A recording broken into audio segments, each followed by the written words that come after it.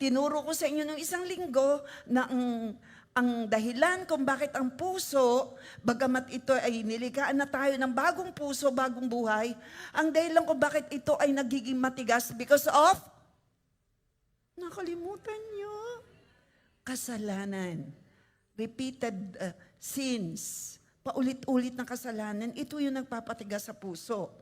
Kaya pag nagdilig ang Panginoon ng salita ng Diyos, kagaya ngayon, ibubuhos niya ang salita ng Diyos like a living water in our heart, kailangan ito ay soft para tumanggap, masaturate yung ating puso ng Word of God. Sino rito ang masasaturate ang puso dahil ito ay soft like soil? Tatanggap ang soil na malambot ng ulan, mabilis na tumatanggap ay yung halamang naandoon, ito ay lumalago, ito ay nagkakaroon ng bunga. Tama? Sino ang nais mo, ang puso mo'y kagaya ng malambot na lupa na tumatanggap ng ulan, ng pagpapala, nagiging mas masunurin, nauunawaan ang itinuturo, at ikaw ay nagiging pagpapala dahil nagiging mabunga ka. Saan namumunga ng kainaman ang mga halaman? Doon sa matabang lupa. Sino rito ang puso'y mataba? Soft. Mamumunga ka ng sagana. Mamumunga ka, magiging mas masaya ka kaysa dati. Tingnan mo yung katabi mo. Magiging mas masaya ka kaysa dati. Alam niyo, matipid ngumiti ang pusong matigas. Pero tingnan mo yung katabi mo kung nakangiti. Yuhu! Pumalakpak ka, masasaya. Praise God. You can take your seat. Sa Diyos ang papuri. Praise God. Nagbigay lang po ako ng introduction kasi yan po ay iko-continue ko ngayon yung ating pong katuruan na paniwalaan po natin. Mula nang tayo makakilala sa Panginoon, binigyan niya na tayo ng bagong puso. Ang binibigyan ng Panginoon ng bagong puso, Ezekiel 36:26, ito po ang itinuro ko sa inyo for 2 weeks na. Ano ba tayo ngayon? 3 weeks na yon, 3 weeks na almost. Kino-continue ko lang.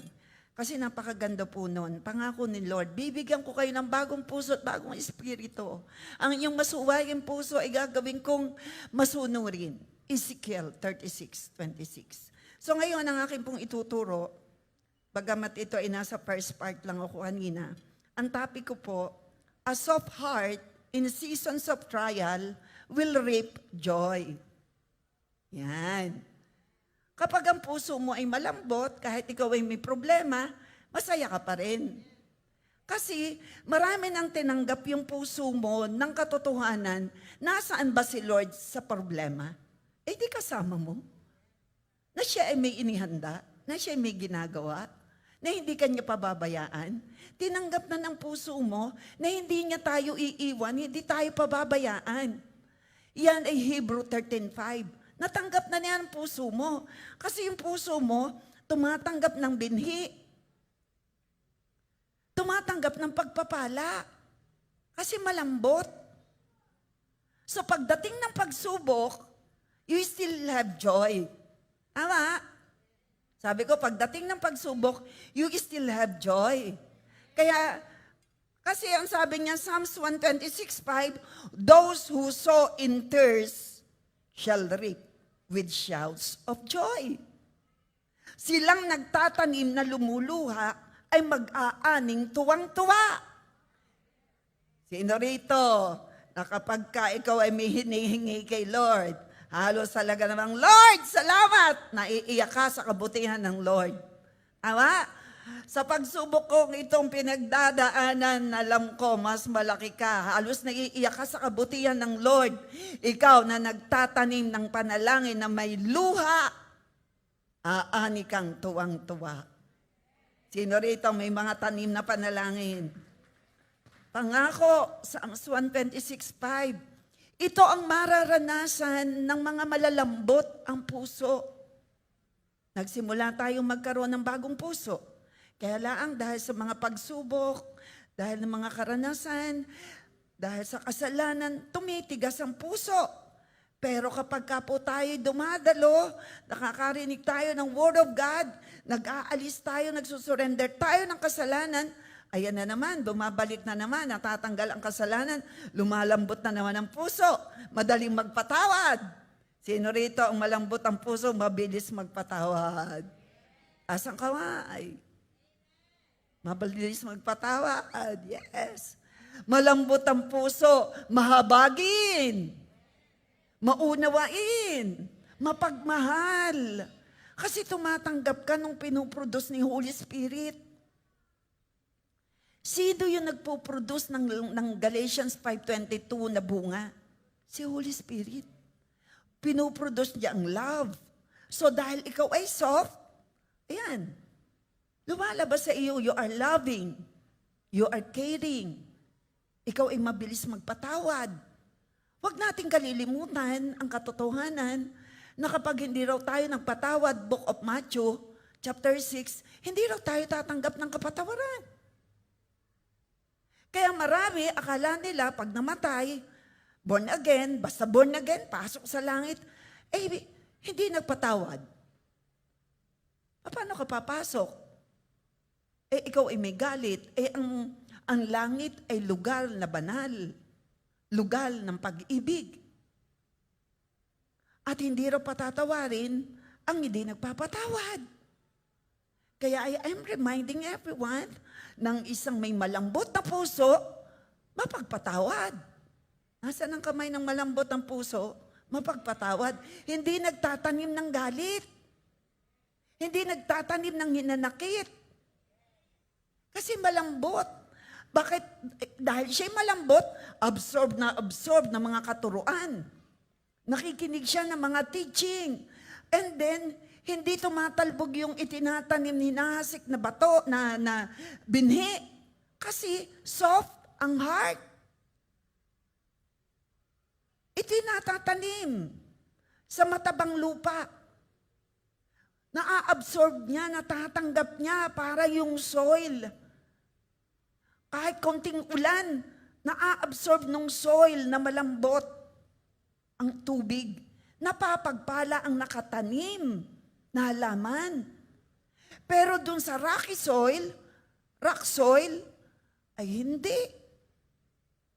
Kaya ganito kahalaka. Kaya yung having a soft heart, in times of trial, you will reap joy. Sino rito? Sa kabila ng pagsubok, kasi soft ang heart mo. Maraming natanim diyang pagpapala ng salita ng Diyos. Kaya pala pagdating ng pagsubok, may galak, may saya, may tuwa sa piling ng Diyos. Kanta yun na. May galak, may saya, may tuwa sa piling ng Diyos, sapagkat hirap ng puso ay naglalaho, may awit, may sayaw, at papuri para sa Diyos, ahatid ng pusong pinagpala niyang lubos. Pusong pinagpala, ang pusong malambot, tumatanggap ng bining mga salita. At dahil tinanggap mo, dahil matambot ang puso mo, walang kasalanang nakadikit, walang nagpapatigas, so, nagiging mabunga ka. Wow! Sino rito namumunga ng mabubuting bunga? Na kinagigiliwan ka. Kinagigiliwan ka. Naaaliw siya sa iyong pananalita. Naaaliw siya sa iyong kilos. Sino yung ganon? As nga ang kamay. Humble naman walang tumas So ganon. Ang napapagpala ng kainaman ay ang malalambot ang puso. Sino rito ngayon taong ito, malambot ang puso mo, soft heart, meron kang teachable, worshipful heart, loving heart, thankful heart. Nasaan ang mga kamay? Gusto mo yan ang maranasan mo. Kaya ang pagpapala ay tuloy-tuloy, daloy, tanggap na tanggap ang katuruan, nagpapatuwid, nagpapaturo. Amen? At nag-uugat. Nag-uugat yung mga binhing inihahasik na salita ng Diyos. Nag-uugat. Pagdating ng pagsubok, ayan na, may galak, may saya, may tuwa sa piling ng Diyos. Kaya mong sabihin yan? O kayo nga. May saya, may tuwa sa piling ng Diyos. Amen? Ganyan ang mga tunay na binago, binigyan ang bagong puso. Palakpakan natin si Lord. Kaya ngayon ang topic ko a soft heart in seasons of trial will reap joy. Ang malambot na puso sa gitna ng pagsubok ay mag-aani ng kagalakan. Deklarahan mong katabi mo, ikaw ay may malambot na puso sa gitna ng pagsubok. Aani ka ng kagalakan. Alam mo, ang Diyos ay buhay. Woo! Amen! Wala ritong manghihina. Wala ritong manlulupaypay. Kanta na naman yan Laging tagumpay. Amen! Sinong masasaya rito na pinaniniwalaan mo dahil ikaw ay may pusong malambot, mapagpatawad, mapagmahal, masunurin, nagpapatuwid, nagpapaturo. Ikaw ay may pusong maalalahanin. Sino yon? Yan ang pusong malalambot Sensitive ka sa leading ng Holy Spirit. Ayaw mong nakakasakit. Yan ang may pusong malambot. Ayaw mong nakakasakit ng damdamin. Sino rito ang ayaw na nakakasakit ng damdamin? Lalo sa Panginoon, ayaw mong masasaktan mo ang Lord. Pumalakpakan, sinasabi mong ayaw mong masasaktan mo ang Lord. Again, ano yun nagpapatigas sa puso? Kasalanan. Kaya 126 ng Book of Psalms, chapter 5, those who sow in tears, ito ang malalambot ang puso, shall reap with shouts of joy. Silang nagtatanim na lumuluha ay mag-aaning tuwang-tuwa. Masakit sa iyo na ikaw ay ginawa ng mali. And despite noon, nagpapatawad ka. Nagtatanim ka ng may luha, nagtatanim ka ng pagpapatawad.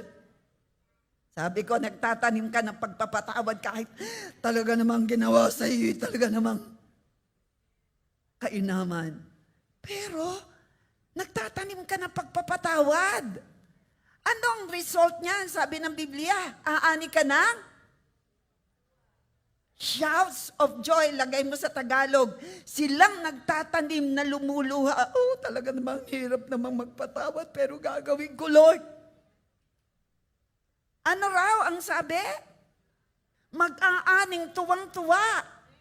Ang puso mo'y mapayapa. Dahil alam mo, mahirap mang gawin magpatawad, pero nagawa mo, iyak ka na, Lord. Talaga namang, pero Lord, magpapatawad ako. Tama? Anong aanin? Kagalakan. Bakit? The joy of the Lord. Pinasaya mo si Lord Pinasaya mo. Ang Panginoon dahil yung ginawa.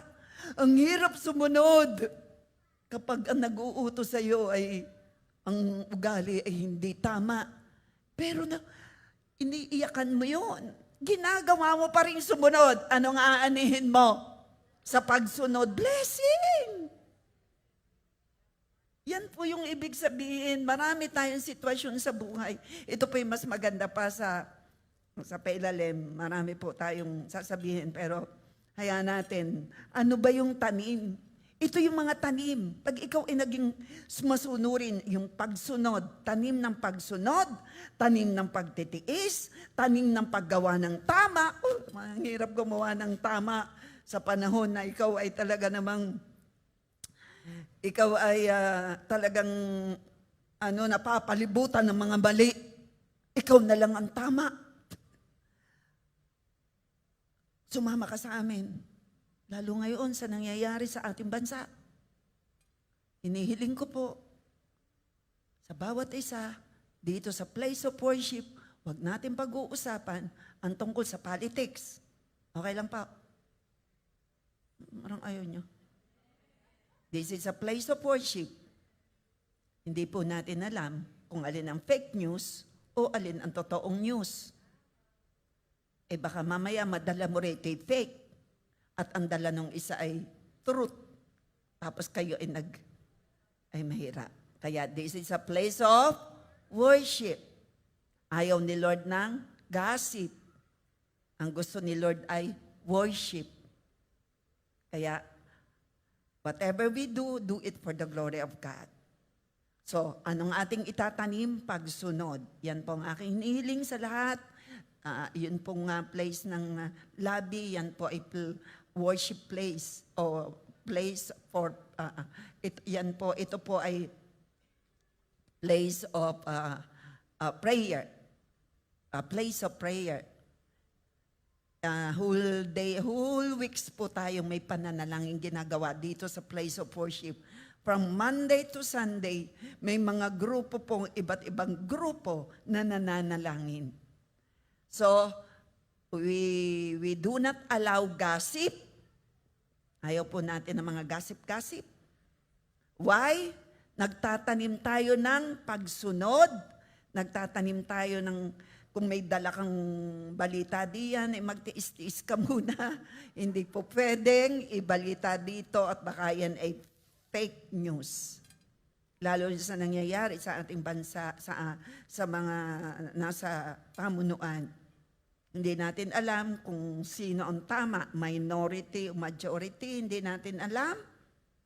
Pwedeng sabihin mo ito ang tama, pwedeng sabihin kung ito ang tama, pero ang totoong tama ay hindi natin alam. Gets po natin?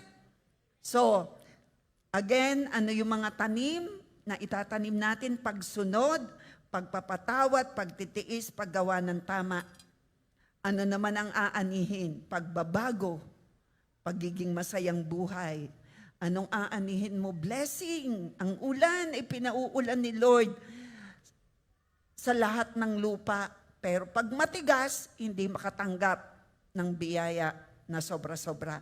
Pero tayo, pusong malambot, mapagpatawad, masunurin, hindi mareklamo, malambot ang puso, ang pagpapalang ibinibigay ni Lord ay natatanggap ng tuloy-tuloy. Amen? So, nagiging masaya ang buhay, nababago ang buhay, ang blessing na binibigay ni Lord, no delay. Sabi ko, no delay. No delay ang pagsunod, no delay ang pagpapala. Laging nasa timing ni Lord. Amen. So, God Himself works for unbelievers and believers. Ito po ang maunawaan natin. Ang Diyos, wag natin sasabihin, hindi kumikilos sa mga unbeliever. Kumikilos sa unbeliever para maligtas.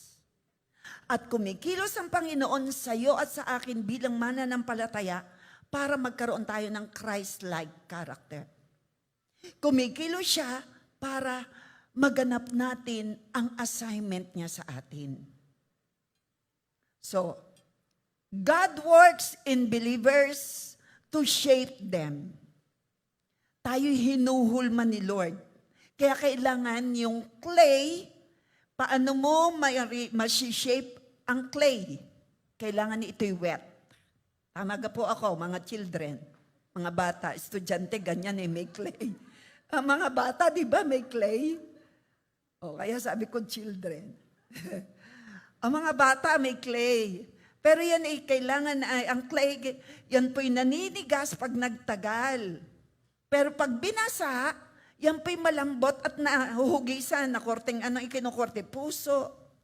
Ano pang korte ng clay? Yung clay ng mga bata, anong korte?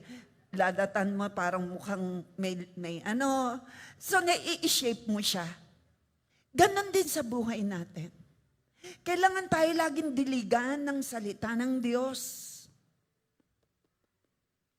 Para lumambot ang puso natin. Kailangan iwaksin natin ang kasalanan na nagpapatigas. para mahulma tayo ayon sa gusto ng Lord. Di ba? Di po ba? Alam niyo po ba yung kanta? You are the potter, I am a clay. Break me and mold me, this is what I pray.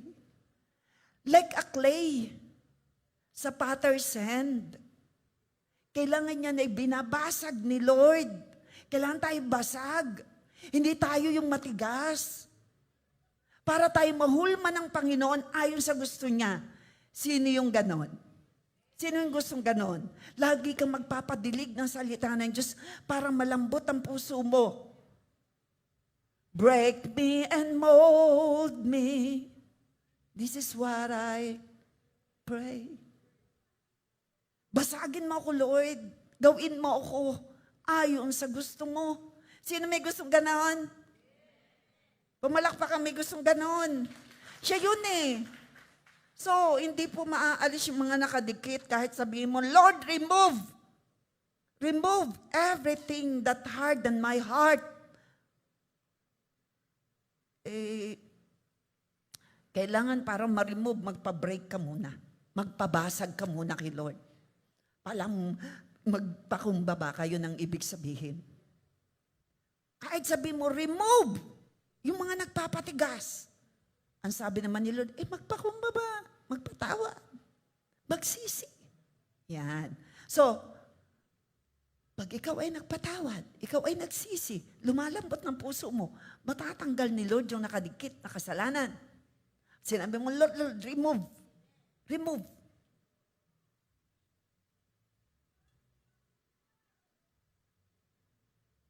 Napakahalaga po ng katuruan na ito. I pray na ang hindi nakakarinig ay makapag-online. Ito'y basic, pero ito'y napakahalaga. Sabihin mo sa iyong katabi, partner, napakahalaga nito. Ito'y basic. Ito'y napakahalaga. Yan pong mga basic, kagaya ng turo ng apostol, doon po sa kahapon sa libo, basic, pero napakahalaga. Ang kanyang topic ay chosen. Ako po yung nagpadala sa FB chosen to be fruitful. Kaya, God Himself worked for unbelievers and believers. God works in believers to shape. Hindi mauhulma ng Diyos ang matigas ang puso. Hindi. Kaya ang iba, nagtataka, tagal ng born again, matigas pa rin. Why? Maraming nakadikit na kasalanan na ayaw isuko. Pero ang kaharap ko rito, mula pa noon, nagsuko na, at may isusuko pa ba? Pamalaka may isusuko pa at hindi ka uuwing, hindi mo na isuko. Yan. So ito yung kilos ng Panginoon. For believers, God is a Father working in and for His children. Sa mananampalataya, okay, siya ay Ama. Ikaw at ako ay born again na. Tayo yung tinutukoy na mananampalataya. Tayo ay may Ama. God works in believers to shape us. At God as a Father is working inside us and for His children. Kumikilos siya sa atin bilang anak. Mahal na mahal niya tayo. Kung tayong mga magulang gusto natin ating mga anak ay mapabuti, magkaroon ng good future, tama? Higit ang ating Ama. Kumikilos siya sa atin. The Holy Spirit is at work, producing the Galatians 5:22. Kaya lang, kailangan tayo ay maging masunurin sa gusto niya. Ito naman ang ginagawa ni Lord sa unbeliever. He is the Savior, reaching out to bring them in. Yan ang ginagawa ng Panginoon sa mga unbeliever, sa mga kaibigan nating nasa labas. Nire-reach out ni Lord. Ginagamit Kanya at ako na may Holy Spirit at may Word. The Word, and through the person na may Holy Spirit, kikilos si Lord sa shesheran mong unbeliever. Gets po natin? Napaka-basic nito pero mahalaga ito eh. Yun po yun eh. Bakit ka na born again? May nag-share. Sino yung nag-share? May Holy Spirit. Ano yung i-share? Word of God. So, anong ginagawa naman ni Holy Spirit sa unbeliever? Convict. Kaya, God works, basa po, God works in believers to shape them and works towards unbelievers to save them. Para maligtas. Kaya kumilos tayo. Tayong pinananahanan ni Holy Spirit. Tayo na may Word of God. I-share natin yan sa unbeliever to save them. Yan ang ginagawa ni Lord eh. So, for believers, God is a Father working in and for His children, sa atin. And for unbelievers, God is a Savior teaching, reaching out to bring them in. Ayaw ni Lord na may mapapahamak sa apoy ng impyerno. Kaya ikaw at ako na pinanahanan ni Kristo, na may Holy Spirit, dapat nag-share tayo.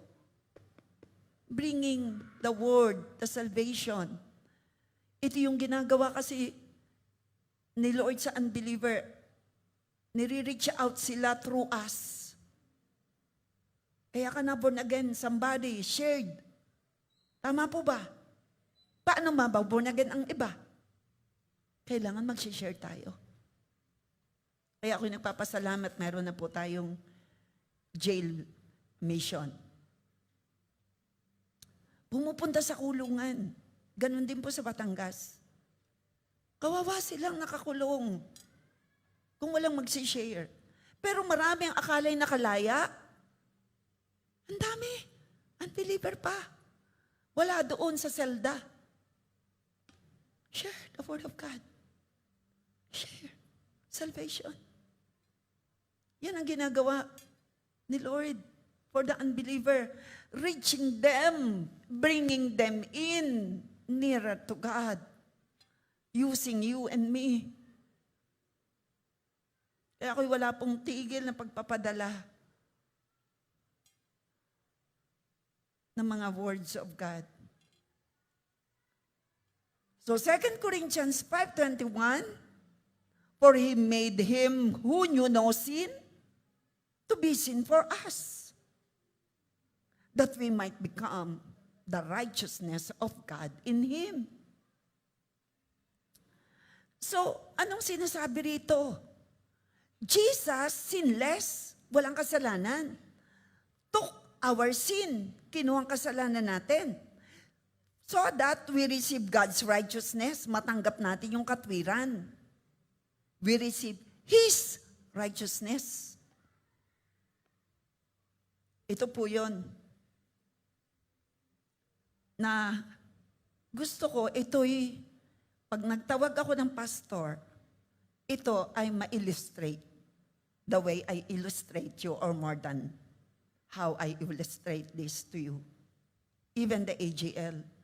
Kinuha ni Lord, sinugo muna ng Ama si Jesus Christ, pumunta sa lupa. Siya ay Diyos. For the purpose na ano? Yung kasalanan ng lahat ng tao around the world na may kabayaran, pero hindi kayang bayaran ng tao, kinuha lahat ni Christ. Yan ay may kabayaran, pero hindi kayang bayaran ng tao. Why? Ang requirement ng Ama ay mula sa dugong banal. Wala namang may dugong banal na tao. Contaminated ang dugo ng tao, contaminated ng kasalanan ni Eva at ni Adan.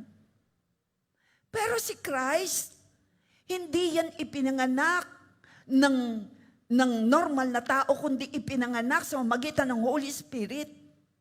Kaya kung sasabihin natin, siya'y naging tao, totoong naging tao si Christ, pero hindi na-contaminate ang kanyang blood ng blood ng taong makasalanan dahil siya'y conceived through the Holy Spirit. Nakukuha niyo? Sinless si Christ. Baka sabihin niyo, naging tao siya. Di ba lahat ng tao may minanang kasalanan? Ayusin natin. Lahat ng tao na ipinanganak sa mundo ay taglay ang kasalanan ni Eva at ni Adan, kaya kailangan maborn again. Pero si Kristo ay Diyos na banal, na ipinanganak ng birhen. Hindi po ipinanganak ng isang nanay na hindi birhen. Kukuha niyo po. Kaya wala siyang taglay na kasalanan na ni Eva at ni Adan. Gets po natin. Siya'y banal. Ang dugong nananalaytay kay Jesus ay dugong banal dahil siya'y Diyos. Nung siya'y ipinanganak ng birhen, hindi na ibo ni Joseph. Birhen ang nanganak sa kanya. Siya'y nagbuntis, yung birhen na si Blessed Mary, nagbuntis dahil sa kapangyarihan ni Holy Spirit. Hindi walang kagawaan ang tao. Kaya walang taglay na kasalanan si Jesus, na kasalanan ng minana ng tao kay Eva at kay Adan. Gets po natin. Kaya, dahil siya'y Diyos na banal, dugong banal ang nananalaytay sa Kanya, yun lang ang magiging katanggap-tanggap na handog para sa kapatawaran ng sangkatauhan. Gets po natin. Kaya naman, siya lang ang may kapangyarihan at may karapatan bilang Diyos na magbayad ng kasalanan ng sangkatauhan. Kinuha niya ang kasalanan ng lahat ng tao.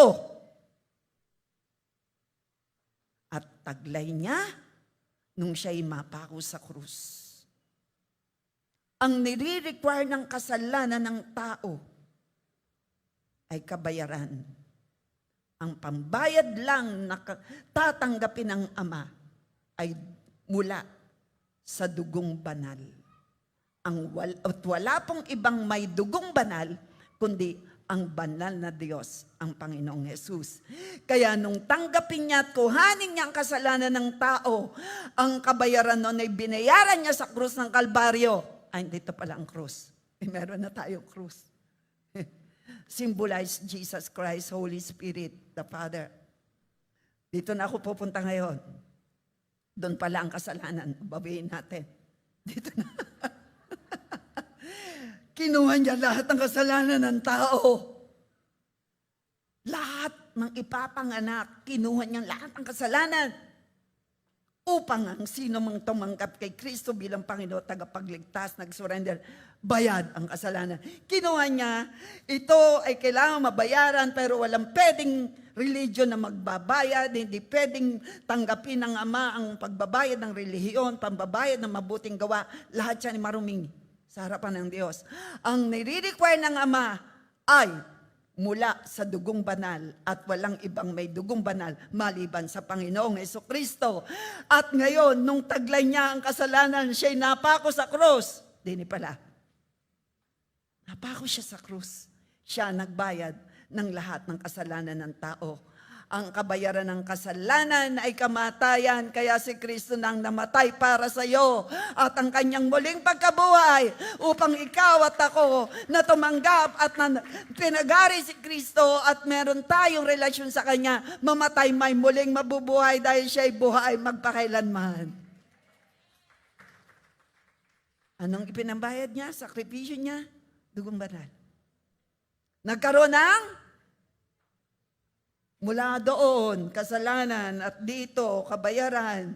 At ang ipinataw sa iyo, become, that we might O gawin nating past tense, we became the righteousness of God in Christ. Tayo ngayon naging katwiran. Nasa atin ngayon ang dinamitan tayo. Nung mabayaran ang kasalanan, ikaw at ako na naborn again, may damit ka ng katwiran at kabanalan upang pagdating ng Panginoon. Hallelujah! Sapagkat pag ikaw ay nagkakasala, tinuturuan tayong agad ay humingi ng tawad, agad ay magpatawad dahil hindi tatanggapin sa langit ang may pusong may kagalit. Pusong hindi nagpapatawad. Kaya magkasala ka man, dahil ikaw ay may damit ng katwiran at kabanalan, humihingi ka ng tawad, ang Lord ay mabilis magpatawad, may eternal life ka sa piling ng Diyos. Sabi ko, may buhay kang walang hanggan. Kaya masaya tayo. Sabi mo sa iyong katabi, huwag ka naman malungkot. Dapat nagdiriwan nga tayo eh. So yun. Nagkaroon ng great exchange. Alam niyo yun? Kinuha ni Lord ang kasalanan. Kaya siya ang naparusahan. Siya ang ipinako. Upang ang ipalit naman sa atin ay katwiran, kabanalan. Para ikaw at ako ay may buhay na walang hanggan. Kayang explain mga leader? Mag-explain kayo sa mentoring natin. Makinig na lang kayo sa YouTube uli kung paano ito. Ako po'y bubunot, baka naman wala nang umattend. Mamimigay naman ako ng raffle na pamango. Maraming a-attend. Okay. Mahalaga po kasi ito. Very basic naman ito eh. Great exchange. Okay. So, 2 Corinthians 5:21 is for believers. Wag mo nang kukurap. It is also for unbeliever. For believers, but it is also offered. Ang 2 Corinthians 5:21 ang tumatanggap ng damit ng kabanalan at katwiran para maranasan ang buhay na walang hanggan ay sa mga born again. Na may relasyon genuine kay Christ. Pero ito po'y ino-offer sa unbeliever. Hindi lang sa atin. Tayo, ang nasa atin na bilang si Christ ay naghahari, may Holy Spirit, na tayo po ay meron ng robe of righteousness. Paano po? Hindi po ako perfectly nakakasunod. Walang perfect, kundi si Lord, kaya blessed tayo, idinamit niya sa atin ang perfection. Palakpakan natin say hallelujah! Kaya itinuturo ko naman sa inyo ngayon, tanggapin natin, lakaran natin, may bago tayong puso. Ezekiel 36:26. Ang lahat po ng itinuturo ko sa inyo, galing sa Word. Ina-explain ko lang. Nililinaw ko lang. Para hindi tayo feeling condemned. Ayaw ni Lord na may makukondemn. At ayaw din ni Lord na tayo magkukondemn sa iba. Ayaw niya na. Ang gusto lang ni Lord, maging loving tayo. Maganda po ba yun? Sabi mo, love, love, love. So yun. It is offered also for the unbeliever as an invitation to salvation. Itong 2 Corinthians 5:21, ito po ni-offer natin sa unbeliever. Uy, dadamitan ka ni Lord ng damit ng kabanalan. Magpatuloy ka lang. Kayong mga nasa online. Alam ko, ang iba minsan nag-scroll, napapakinig, yung bigla, Ako pala may pag-asa? Opo, kahit gaano kakasama. Sabi ng Panginoon na Isaiah 1:18, halik kayo, magliwanagan tayo. Gaano mang kalaki na yung nagangwang kasalanan, sinlawak man yan ng barko, sinlaki ng barko, sinlawak ng karagatan ang kapatawaran ni Lord. Kasi yung pula man ng scarlet ang iyong kasalanan, kaya kanyang paputiin. Dahil ang banal na Espiritu ay kikilos sa iyo. Manampalataya ka lang, magpakumbaba, magsisi, manalig sa Panginoon. Sino rito ang may bagong buhay, may bagong puso, pumalakpak ng pataas? Amen. Sino naman dito, may bago ka ng puso, gusto mo manatili ang malambot na puso? Taas ang kamay. Yes, ang malambot na puso, aani ka ng kagalakan, kapag may pagsubok. Why? Natanggap mo ang mga word of God eh. Why? Malambot ang puso mo. Gets po natin? Gets po natin? Ang galing-galing talaga ng mga ng Lord. Tinuturuan tayo. Thank you, Holy Spirit, our master teacher. So, ang 2 Corinthians 5:21 ay para sa iyo at sa akin bilang mananampalataya. Meron na tayong damit ng katwiran. Pero, ito po'y invitation para sa mga, ito'y ino-offer ni Lord para sa mga unbeliever. Para sila, maranasan din. Maranasan din nila yung, ganun pala. Ako pala, hindi naman ako perfect, nagkakamali. Pero ako pala palangit kapag ako ay may relasyon kay Lord. Yes! Ang perfect ay si Lord. Tayo hindi. Saka tayo magkakaroon ng glorified body, heavenly body, kapag umalis na tayo sa earth suit. Ano pong tawag dito? Earth suit. Panlupa. Babalik sa lupa. Ang tunay na tahanan natin ay langit. Kaya aakto ka at ako ng tagalangit. Heavenly citizen. Gets po natin? Pumalakpak ang tagalangit. Basahin natin sa Tagalog. Hindi nagkasala si Kristo. Ito yung in-illustrate ko sa inyo kanina. Ngunit, tayo muna tayo, kasi napakaganda po nitong Tagalog na ito. Kanina, we became righteousness of God in Christ. Ito, linaw, Tagalog na Tagalog. Hindi, sabay-sabay po tayo, patingnan sa online. Hindi nakasala si Kristo. Hindi. Ngunit, alang-alang sa atin, siya'y itinuring na makasalanan upang sa pakikipag-isa, ibig sabihin nakipagkasundo tayo, naging born again tayo, upang sa pakikipag-isa natin sa Kanya ay maging matuwid tayo sa harap ng Diyos. Ay, ang saya natin. Upang sa pakikipag-isa natin sa Kanya, ikaw at ako ay maging matuwid sa harapan ng Diyos. Nasaan ang matuwid sa harapan ng Lord? Si Lord lang ang perfect, pero ang tingin sa iyo at sa akin, matuwid. Sabi mo sa iyong katabi, grabe matuwid daw tayo sa Kanyang harapan? Sino? Ang may malalambot ang puso. Siyempre, pag malambot ang puso, madaling magpatawad. Di matuwid ka sa harapan ng Lord. We are not perfect, only God is perfect. Kagaya ng ating inawit kanina. Ganda. Father, loved by God. We are loved by God. I know who I am. Yun. So, basahin ulit natin. 1, 2, 3, go. 2 Corinthians 5:21, ganda nito. Hindi nakasala si Kristo, ngunit alang-alang sa atin, siya'y itinuring na makasalanan upang sa pakikipag-isa natin sa Kanya, maging matuwid tayo sa harapan ng Diyos. Sino rito ang totoong born again? Born again, di born again. Ako'y excited, ako'y natutuwa. Born again, taglay mo, tananahan sa iyo si Lord.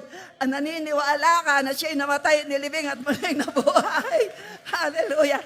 Tayo nakipag-isa at sa magitan ng ating pakikipagkasundo kay Lord, tayo ginawang matuwid sa Kanyang harapan. Kaya pag tayo nananalangin, yan ay malalambot ang puso na nagpatawad Kapag tayo nananalangin, hindi pa tapos sa pananalangin, tinutugunan ni Lord. Tayo nananalangin na may luha, aanin ang may galak. Palakpakan natin si Lord. Huwag mo nang upo. Anong nangyari? Si Kristo'y walang kasalanan, pero itinuring siyang makasalanan, kinuha niya, dito pala, kinuha niya ang kasalanan ng lahat ng tao, ipinataw sa Kanya, kaya siya'y napako sa krus. Binayaran niya ang lahat ng kasalanan natin. Tayo mamumuhay ng kalugod-lugod sa Kanya. Tayo nababago ay hindi tating kayang magbago. Si Holy Spirit na nasa iyo at sa akin, binabago niya tayo araw-araw. Bayad ng kasalanan natin. Pinamaging matuwid tayo ng Panginoong Diyos. Ay hallelujah! Magpasalamat tayo kay Jesus. Thank you, Lord Jesus. Pakabuti niya. Siya ang talagang naghirap, nagsakit, kumuha ng lahat ng parusa na dapat ikaw at ako ang maparusahan. Acquitted tayo sa kasalanan kung tayo dadalhin sa korte. Case dismissed. Bakit? Ito ang dugong banal na ibinayad ko sa Kanya. Sa mga nininiwala, dyan na po nakikita ang pagbabago. Pabago tayo ng pabago. Why? We believe and we receive that Christ, yung Kanyang amazing grace. Gets po natin? So, ang Diyos ay tinuturing tayong matuwid, hindi dahil sa ating gawa, kundi dahil kay Kristo. Ito ang tinatawag na pag-aaring ganap, justification. Ang ating katayuan sa Diyos ay nagbago dahil ginawa ni Jesus.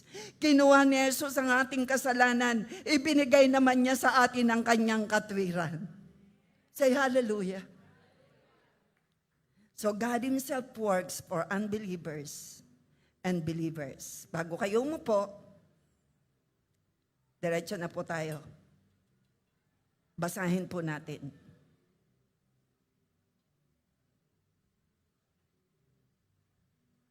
Mahalaga po kasi ang mga binabasa natin kasi word from the mouth of God. 2 Corinthians 3:16, ang ganda po nito. To 18. Ngunit, kapag lumapit ang tao sa Panginoon, naaalis ang talukbong. Ang taong hindi lumalapit, may talukbong.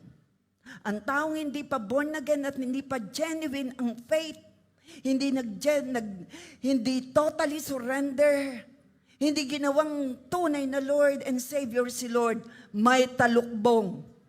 Kaya yung binasa natin, kayo'y nakikinig, marami na kayong narinig pero hindi kayo nakakaunawa.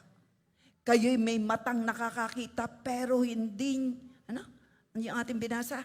May mata nga kayo pero hindi kayo nakakakita. Yan ang may talukbong. Kayo nga'y may tainga pero hindi kayo nakakarinig. Dahil meron kayong matigas na puso. Pero ang kaharap ko rito, malambot ang puso. Nagsimula tayo sa bagong puso nung magkaroon tayo ng tunay na relasyon kay Lord. Pero nung bagong puso na ibinigay sa atin, unti-unti naunawahan natin na nagpapatigas pala sa puso. Binigyan na tayo ng bagong puso, mamuhay tayo na may bagong puso, bagong buhay. Kaya laang naunawaan natin na nagpapatigas pala sa puso yung kasalanan. Naunawaan natin, tama? At ang gusto ng Panginoon ay malambot na puso.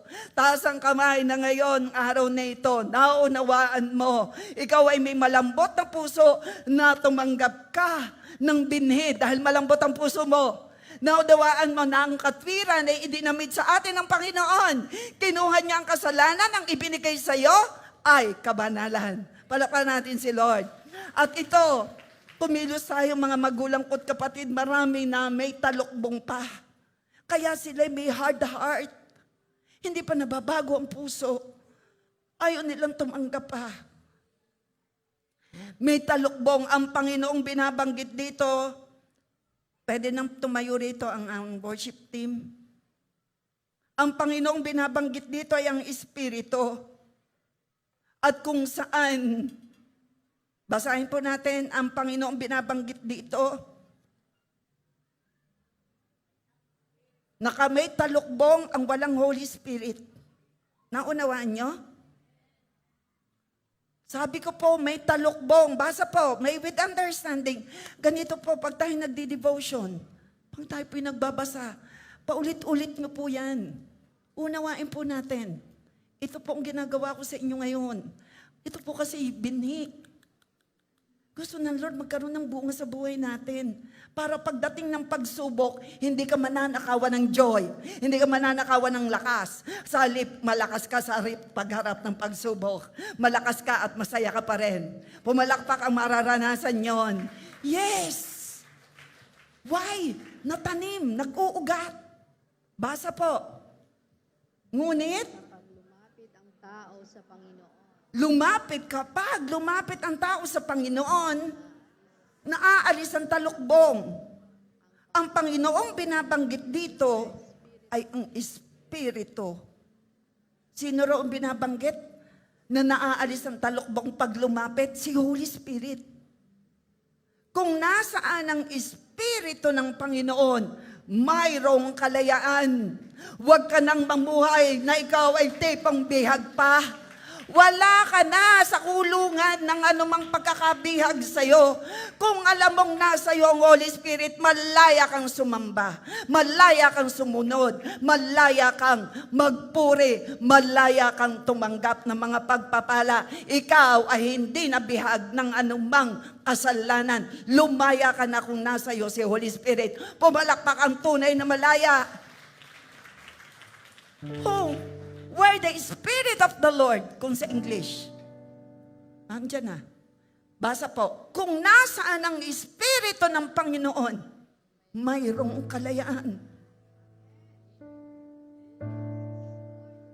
Nasaan si Holy Spirit? Nasa iyo.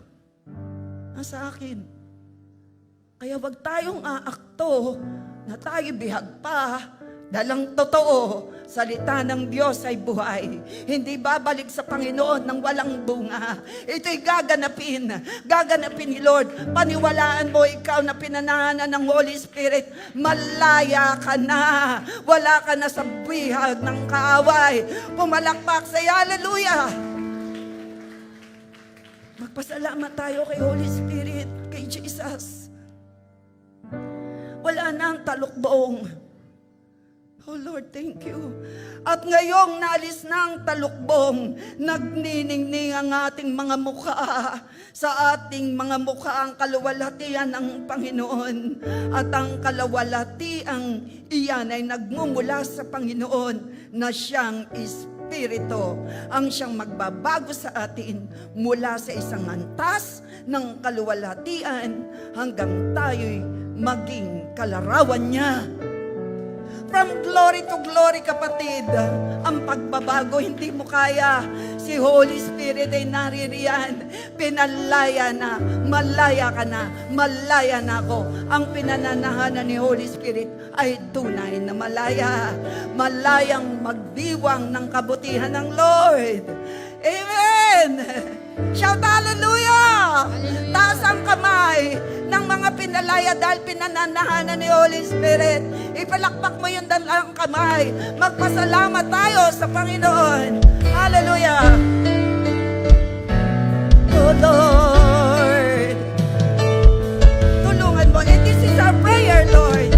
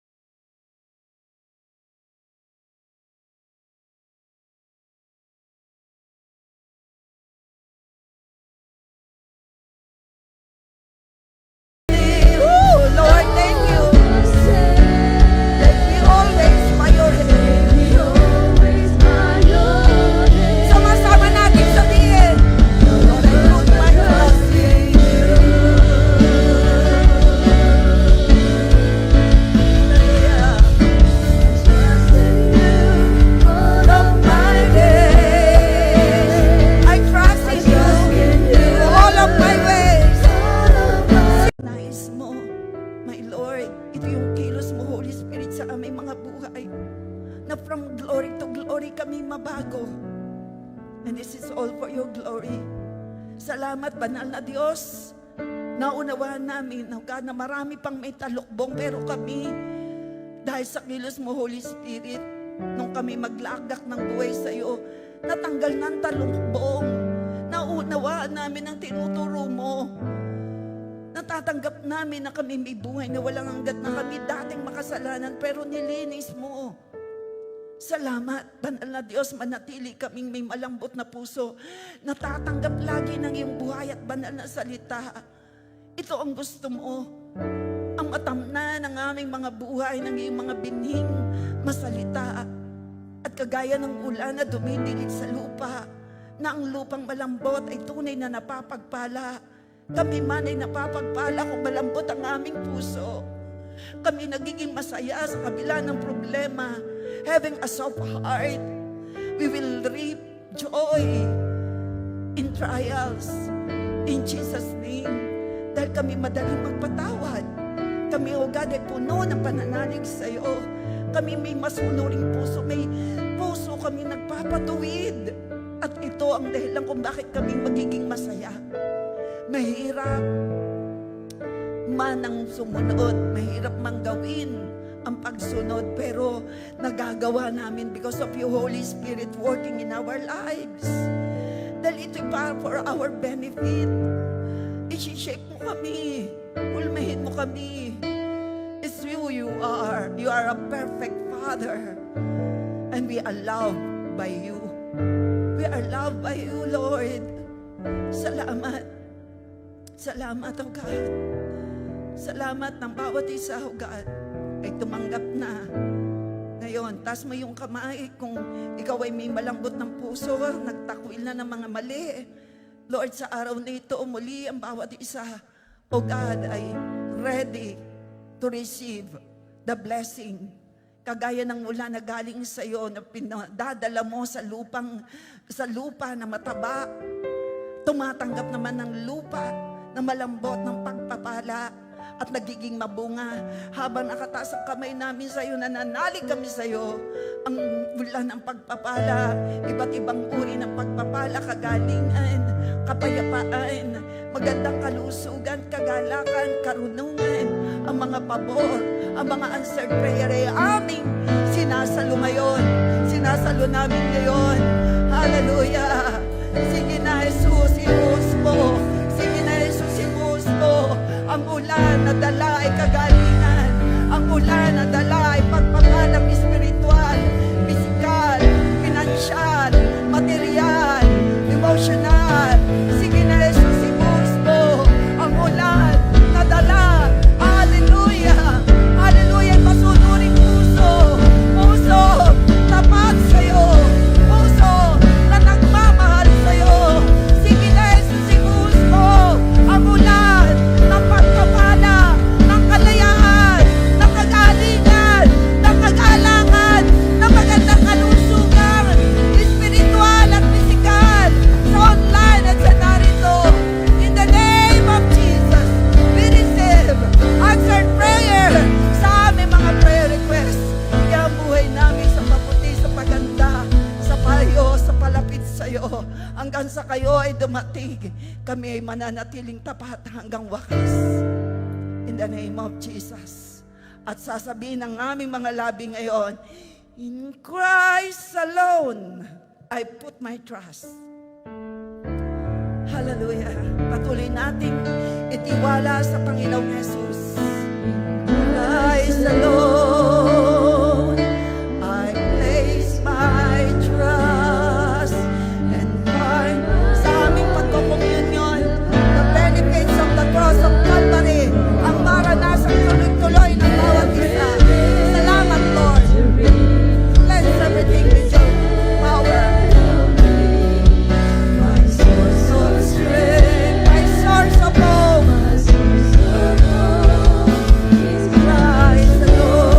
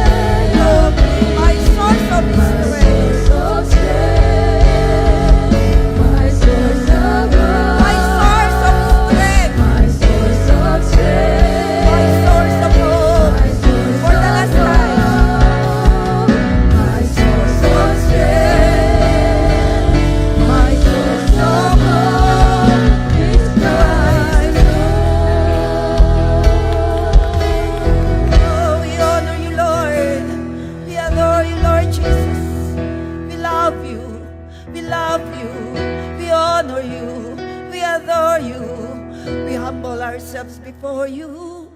Christ, the King of Kings, Christ, the Lord of Lords, you are so, so good.